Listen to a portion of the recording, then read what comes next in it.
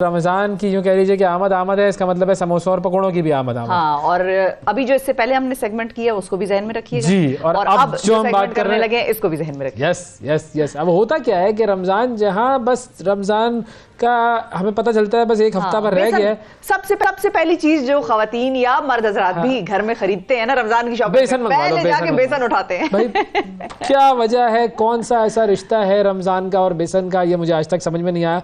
लेकिन समोसों और पकौड़ों की एक बहुतात होती है और फिर वो जिस तरीके से पकाए जाते हैं, जिस तरीके से कंज्यूम किए जाते हैं, हम सब ये बात जानते हैं कि क्या हो रहा है और हम अपनी सेहत के साथ कर क्या रहे हैं। इस हवाले से हम बात करेंगे। हमारे साथ मौजूद हैं जी डॉक्टर अफान कैसर, और इनकी सोशल मीडिया पर वीडियोस बड़ी आप देखते हैं। समोसे के हवाले से एतराज है, समोसों पर इनको बड़ा एतराज है, समोसों से इनकी बनती नहीं है। इनके साथ भी एक मीडिएशन सेशन मैं तो कम से कम चाहूंगी कि लगाऊं, इनको बिठाऊं, समोसों की प्लेट सामने रखूं, समोसे को इज्जत दो, कुछ सालिसी का किरदार अदा करूं उसमें। डॉक्टर अफान साहब हमारे साथ मौजूद हैं। अस्सलाम वालेकुम डॉक्टर साहब। अस्सलाम वालेकुम अवैस एंड शिफा। बहुत शुक्रिया अफान साहब, आपने वक्त निकाला। आप सबसे पहले तो एक डिफरेंशिएशन इधर ले आते हैं कि एक समोसे वो हैं, समोसे पकोड़े जो बाजार से खरीदते हैं, और एक समोसे पकोड़े वो हैं जो हम घरों में बनाते हैं खवातीन। उसमें सब्जी के भी आते हैं, आलू के भी आते हैं, कीमे के भी आते हैं। दोनों में से बेहतर कौन सा होगा सेहत के लिए और किसको हम बिल्कुल नो कहेंगे? शिफा देखें, आपने एयर फ्रायर खरीद लिया होगा अब तक। होपफुली आप जितनी हेल्थ कॉन्शियस हैं, आई एम श्योर कि आप एयर फ्रायर ले चुकी होंगी अब तक। तो बेसिकली जो समोसा बाहर तला जाता है, नहीं ये इनकी हंसी बता रही है कि नहीं।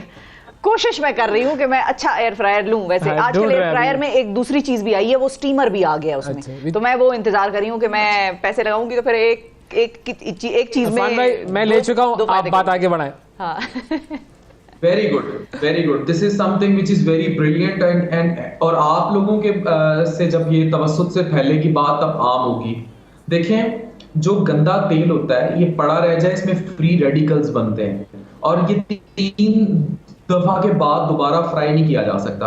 अब ये होगा क्या रमजान में, आपको पता है कि ये एक ही समोसा भी 6-6 दफा तल देते हैं ये लोग जो रमजान में बेचते हैं। और जो महंगाई का आलम हो चुका है, ये तो कढ़ाइयों में से तेल नहीं बदलते और इवन जो तेल पड़ा रह जाता है उसी में दोबारा तेल डालते हैं। जैसे गाड़ी का गंदा मोबिलाइल ना निकालो और उसी में और मोबिलाइल डाली जाते हैं।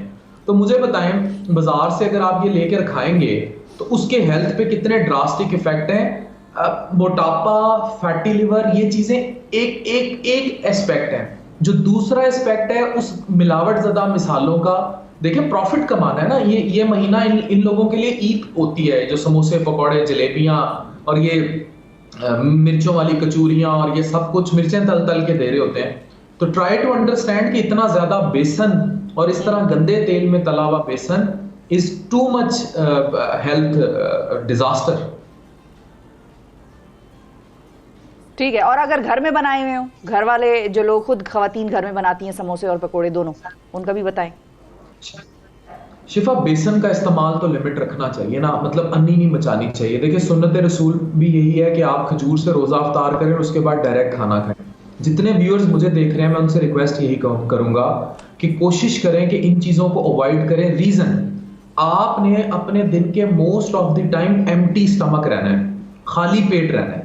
अगर जिस टाइम आप खाना कंज्यूम करें उस दौरान आप ज्यादा बेसन कंज्यूम करेंगे, तेल कंज्यूम करेंगे किसी भी फॉर्म में, और गंदे मसाले कंज्यूम करेंगे तो आपको एसिडिटी बहुत बढ़ जाएगी। रमजान में हम मैदे जिगर के जो स्पेशलिस्ट होते हैं इनकी और चांदी हो जाती है, क्योंकि इसमें तेजाबियत, गैस्ट्रोएंटराइटिस, पेट खराब होना, ये जैसे मसले बहुत बढ़ जाते हैं। क्योंकि लोग कहीं से भी गंदी चटनियों में समोसे पकौड़े खा लेते हैं और ओवरऑल भी चिल्लीज का इस्तेमाल ज्यादा करते हैं, नमक का इस्तेमाल ज्यादा करते हैं। सहरी के टाइम सालन से परोठे खाते हैं। आपको पता है सहरी के टाइम परोठा खा लेना मीन्स आपको 11 बजे फिर भूख लगेगी, क्योंकि आपने कॉम्प्लेक्स कार्ब्स नहीं लिए। कॉम्प्लेक्स कार्ब्स क्या होते हैं? तो क्या खाएं? तो क्या खाएं सहरी के वक्त? कुछ लोग दही का इस्तेमाल ज्यादा करते हैं, लेकिन वैसे क्या खाना चाहिए? क्योंकि अंडा पराठा तो एक बड़ी यूजुअल नॉर्मल चीज है।